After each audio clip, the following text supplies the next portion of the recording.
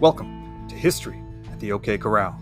History too real for the Westerns. Don't forget to click like, share, subscribe, ring that notification bell, and leave us a comment if you like this story.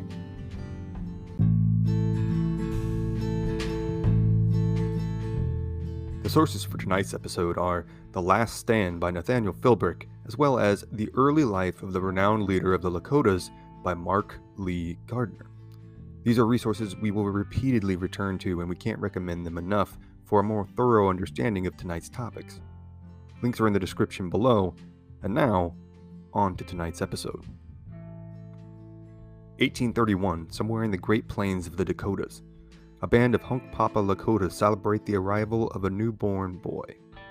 The son of a warrior named Returned Again, and his wife, her holy door. He is the apple of his parents' eye. The baby boy is named Jumping Badger. The Lakota, also known as the Sioux or the Teton Sioux, were a martial people whose itinerant lives were based on the buffalo herd's migration and warring with anyone who sought to stand between themselves and those herds. The Lakota are comprised of several bands: the Sikangju, the Oglala, the Itasipcho, the Hunkpapa, the Minikanju, the Hisapa, the Sihasapa, and the Uhinumpa. Though they possessed a few close allies throughout the years, including the Cheyenne and the Arapaho, their enemies were both numerous and vociferous. The Assiniboines, the Flatheads, the Hidatsas, and of course the U.S. Army were all hated enemies of the Lakota. This was largely due to the Lakota being relatively recent arrivals to the northern Great Plains, arriving sometime in the 18th century from the Great Lakes region. They had been encroaching on and taking over many other tribes' hunting lands and building a significant amount of animus towards themselves in the process. But perhaps the most hated enemy amongst the Lakota people were the Crow. Interviews of Lakota warriors taken well into the 20th century often denote their still vibrant, vitriolic hatred for the Crow, whom one described as the most cowardly tribe that ever lived. Safe to say, there was no love lost between the Lakota and the Crow. The young men, like all young Lakota, were taught to hate their enemies and to defend their families at all costs. This meant being proficient in all means of martial endeavors, from horsemanship to marksmanship to wrestling. Their mettle was tempered and tested through long exposure to sweat lodges in cold rivers, winter snows, and summer suns. But in conjunction to building their bodies, the young men also strengthened their minds and, of most importance in the Lakota worldview, their spirits. They were inspired by fireside stories of great warriors' deeds, of great conquest, capture, and selflessness. They edified their spirit and vision quests. As with young men everywhere, they spent the better part of their teens and early 20s yearning for an opportunity to make a name for themselves. In Lakota society, as was the case with most Plains tribes, the only means of social advancement for young men was via prowess in both hunting and warfare. And so it was for the young Jumping Badger, or as his friends and family often called him, Slow. The name was a result of the young man's deliberate and methodical nature, but, like his birth name, it wouldn't stick for too long. By the time he was 25, though more than a few accounts have this story occurring when he was as early as 14 years old, the young man had established himself as a hunter and was beginning to make a name for himself as a cunning horse thief. And the tribe with the most horses on the northern plains at that time were the Crow. This made them a powerful enemy and an enticing target. In his book Empire of the Summer Moon, also linked below, author S.C. Gwynn describes the stealing of horses on the open plains as the equivalent of instantaneous transmission of thousands of dollars into one's bank account. Thus, many a Lakota raid was undertaken against the Crow in an effort amongst young warriors to build both capital and prestige. When a group of young Lakota, including Slow and a number of his cohorts, set out to raid a Crow camp on the plains of what is today South Dakota. As they crested the low rise in the twilight of the morning sun, they spotted their quarry, a large group of horses, seemingly without a guard posted, as the Crow believed themselves too far out in remote country to worry about raiders or intruders. This was what the young Lakota had been hoping for. Silently, they made their way closer and closer to the Crow's horse herd. At a signal, the stampede was started, and as many horses as could be taken in one fell swoop were driven away from the Crow village and northwest onto the open prairie. But now, the Crow were alerted. Now, the element of surprise had been rapidly, if predictably, disintegrated, and the Lakota were on the defensive. As often happened in these situations, a running fight ensued over rolling prairie land until, eventually, the Lakota managed to ensconce themselves in a defensive redoubt in a narrow ravine.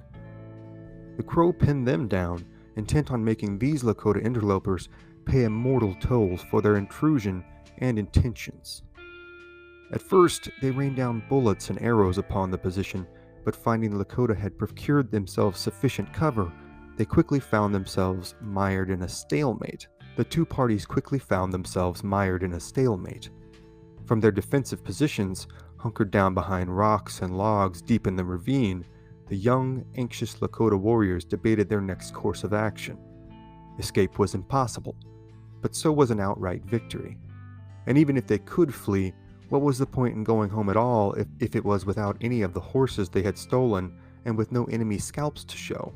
The debate raged intensely, but briefly, as one among them proposed his own solution. He would go out alone, he said, and challenge the Crow chief to a one-on-one fight. This was a time-honored means of intertribal conflict on the plains, and often a means through which a larger-scale conflict could be avoided via them playing out in individual combats. But obviously, these were very high stakes for the combatants involved. But the young man, perhaps now showing the virtue behind his supposed vice, was cool and even-tempered throughout. He took up his thick buffalo hide shield that could not only deflect bullets when held at the right angle, but also carried, he believed, a powerful protective medicine. In his other hand, he took up his single-shot musket.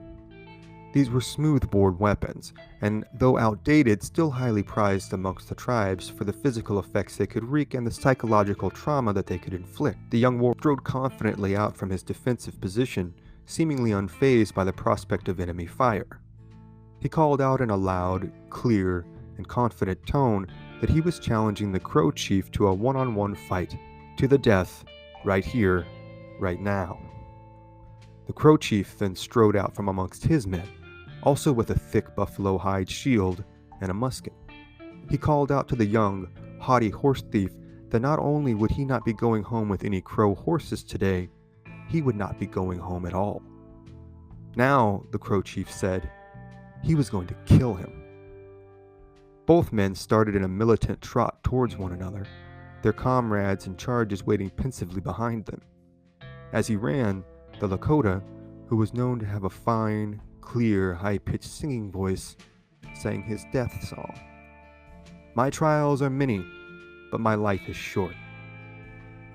First to break step was the Crow chief, who, when the two were a few dozen yards away, quickly dropped to one knee, steadied his aim, and fired in one deft motion. The young Sioux warrior, now perhaps making some of his comrades behind him second-guess the propriety of his slightly derisive nickname, the Slow, managed to angle his shield down so that the musket ball ricocheted off of it and down towards the ground. However, before smashing into terra firma, the lead ball tore into the young Lakota's foot. It was a ghastly wound that would have rendered most combat ineffective, but the young man's countenance seemed unchanged, despite the blood pouring from his foot into the prairie dirt. His eyes seemed never to waver from his intended target, as once the Crow's musket had been fired, he now had time to stop and take aim for his own shot. As the Crow chief rapidly closed the distance, knife in hand, the young Lakota coolly took aim, waited until the Crow was but a few paces away, and deftly put a musket ball into his torso. The Crow went down hard, writhing in agony from the internal, irreversible damage done by the lead ball. However, he would not have to suffer long. Without hesitating, the Lakota hobbled as fast as he could on his badly injured and profusely bleeding foot to the side of his disabled enemy.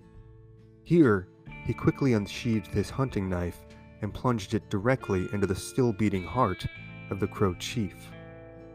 As the chief let loose his death rattle, the Lakota cut slits in the skin above his ears, then around the back of the crow's head, and then the sides, and then finally the forehead.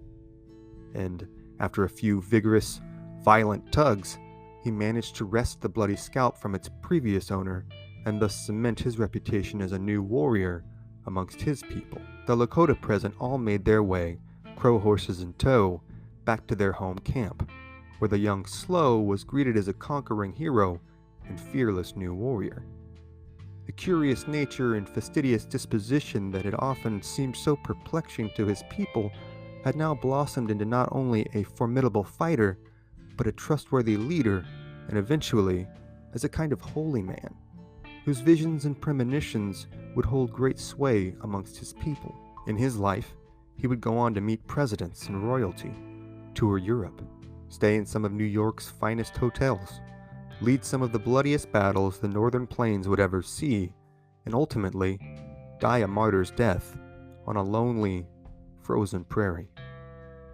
The Lakota would know him Tatanka Yotake, but you most likely know him as Sitting Bull. Sitting Bull would go on to be one of the most seminal figures in American history, and participate in countless more legendary raids and battles, including the legendary Battle of the Little Bighorn. And while those episodes are indeed coming soon, very soon, for tonight, those are other stories for other times. But let us know what you think. Would you have been as brave as Sitting Bull against the Crow? Would you have been as angry as the Crow Chief if someone was trying to steal your horses? Is there a good guy here? Is there a bad guy? Let us know what you think in the comments below. And be sure to click like, share, subscribe, ring that notification bell. Check us out on Patreon at patreon.com/HOKC, and we'll see you next time here on History at the OK Corral. History too real for the Westerns.